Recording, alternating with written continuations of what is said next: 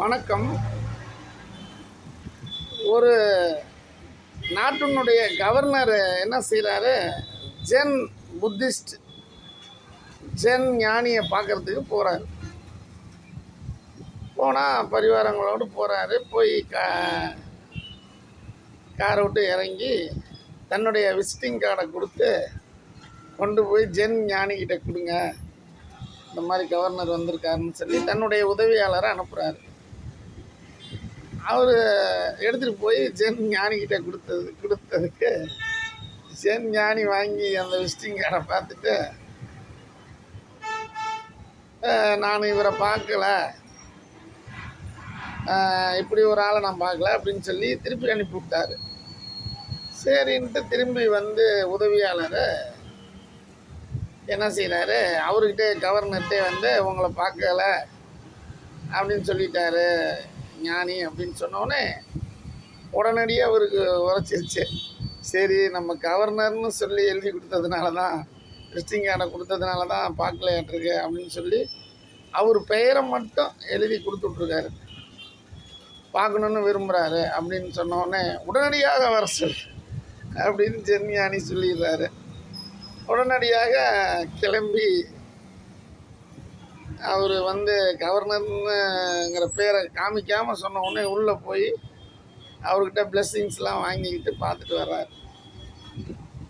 இதுலேருந்து என்ன அப்படின்னா, நம்ம எங்கே போனாலும் நம்ம விசிட்டிங் கார்டை தூக்கி தலையில் வச்சுக்கிட்டே போகிறோம்.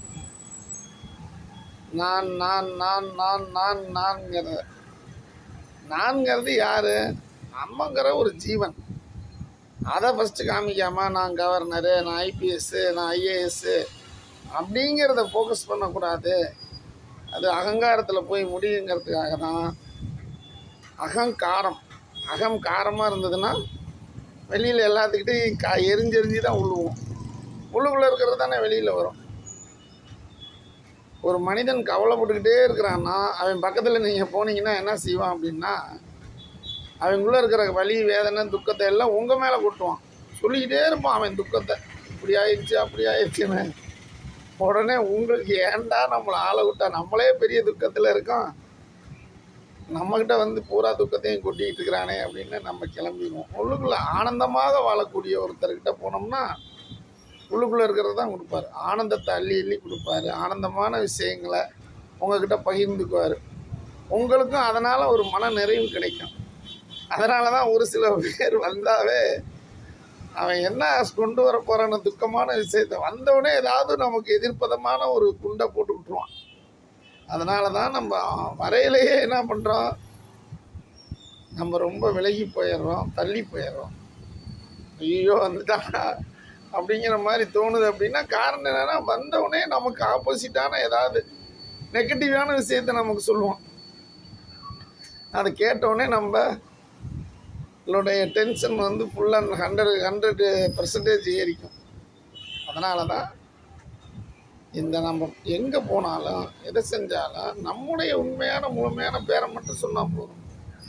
நம்மளுடைய எக்ஸட்ராலாம் தேவையில்லை, விசிட்டிங் கார்டு தேவையில்லை அப்படிங்கிறத உணர்த்துறதுக்காக, அந்த கவர்னருக்கு புரிய வைக்கிறதுக்காக தான் அந்த ஜென் ஞானி வந்து அந்த மாதிரி செஞ்சார். இந்த வீடியோ பிடிச்சிருந்ததுன்னா சப்ஸ்கிரைப் பண்ணுங்கள், லைக் பண்ணுங்கள், கமெண்ட் பண்ணுங்கள். வணக்கம்.